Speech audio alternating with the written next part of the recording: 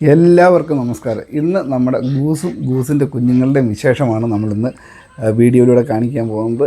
നമുക്ക് ഇപ്പം കുഞ്ഞുങ്ങൾ നിലവിലുണ്ട്. വിജയകരമായി മുന്നോട്ട് പോകുന്ന ഗൂസിൻ്റെ കൃഷി നല്ല ഒരു വരുമാന മാർഗം എന്നുപരി അതിലുപരിയായിട്ട് മനസ്സിന് വളരെ സന്തോഷവും കണ്ണിന് വളരെ കുളിർമയും നൽകുന്ന ഒരു കൃഷിയാണ് ഗൂസിൻ്റെ കൃഷികൾ.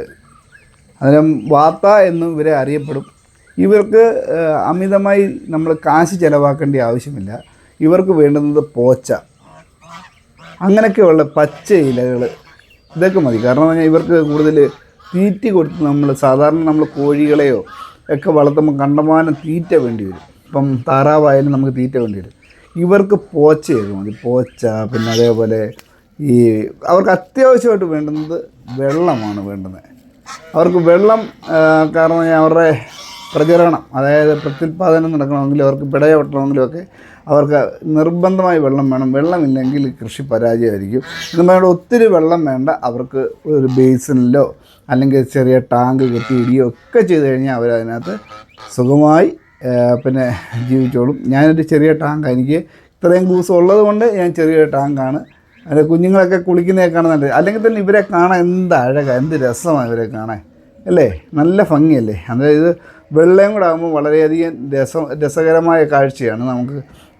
അതേപോലെ തന്നെ ഈ കുലച്ച വാഴയുടെ ഇല വെട്ടിയിട്ട് അതേപോലെ അതിൻ്റെ പിണ്ടികൾ ഒക്കെ ഇട്ട് കൊടുക്കാൻ, കൊത്തി അരിയൊന്നും വേണ്ട, നമ്മൾ പിണ്ടി കൊണ്ടൊന്ന് ഇട്ട് കൊടുത്താൽ മതി, അവരത് ശരിയാക്കിക്കോളും.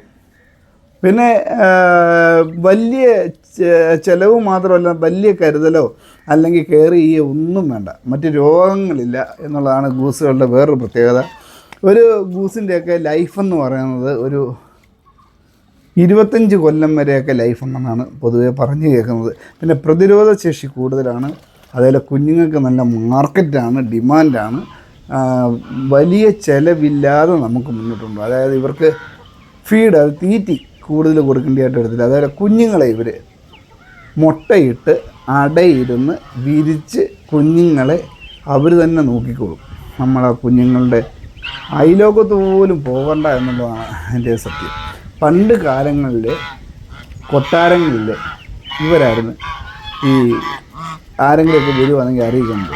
അന്നേരം ഇത് ഇപ്പം മെയിനായിട്ടും ഫാമുകളിലൊക്കെ ഇതില്ലെങ്കിൽ ഒരു അലങ്കാരമില്ല എന്നാണ് പറയുന്നത്. ഏത് ഫാം എടുത്താലും ഗൂസുകൾ കാണും. അതുപോലെ ഇപ്പം വീടുകളിലൊക്കെ തന്നെ ആയാലും ഒരു നായുടെ ഒരു പെറ്റായിട്ട്, അതായത് നായുടെ ഗുണം ഇവർ ചെയ്യും. എന്നാൽ ഇവർ ഭയങ്കര അലപ്പൊക്കെ ആയിരിക്കും, ഭയങ്കര ഈ ആളുകൾ വന്നാൽ ഒച്ചത്തി സൗണ്ട് ഉണ്ടാക്കുക. പിന്നെ നമുക്ക് കാണാൻ തന്നെ നല്ല ഭംഗിയല്ലേ ഇവരെ കാണാൻ, അരയന്നത്തിൻ്റെ കൂട്ട് കഴുത്തൊക്കെ നീണ്ട്. പിന്നെ ഇവർ പൊതുവേ നല്ല വൃത്തിയുള്ളവരാണ്. വെള്ളത്തിലൊക്കെ കുളിച്ച് ദേഹത്ത് ഇച്ചിരി പോലും അഴുക്കില്ലാതെ നടക്കും. ഇവരെ കാണുവാനാണ്ട, ഇത് കാണുമ്പോൾ എന്ത് രസമാണ്, നമ്മുടെ മനസ്സിന് സന്തോഷമാണ്. നമ്മുടെ എന്ത് ടെൻഷൻ ഉണ്ടെങ്കിലും ഇവരെ കാണുമ്പോഴത്തേക്കുമുണ്ട്. ഇവരുടെ ആ ഒരു കുഞ്ഞുങ്ങളുടെ കരുതലും മറ്റ് ശല്യങ്ങളൊന്നുമില്ല. അതാണ് ഇതിൽ ഏറ്റവും. ഇവർക്ക് ഇച്ചിരി പോച്ച, ഇച്ചിരി പിന്നെ പിണ്ടി, വാഴയില, ഇങ്ങനെയൊക്കെയുള്ള കൊടുത്താൽ മതി. ഞാൻ പിന്നെ ഇച്ചിരി ഗോതമ്പൊക്കെ നനച്ചിട്ട് കൊടുക്കും.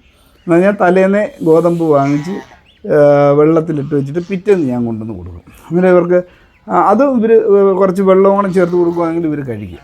ഇവർ കഴിക്കാത്തൊന്നുമില്ല. നമ്മളതുകൊണ്ട് ഒന്നിനും പേടിക്കണ്ട. കാരണം ഇവരെ കെയർ ചെയ്യേ വേണ്ട. ഇപ്പം നമ്മൾ താറാവോ കോഴിയോ മറ്റെന്തെടുത്താലും അവരെ കെയർ ചെയ്യണം, നല്ലതുപോലെ കെയർ ചെയ്യണം. പക്ഷേ ഇവർക്ക് അതുപോലെ മറ്റ് അസുഖങ്ങളൊന്നും ഉണ്ടാകത്തില്ല.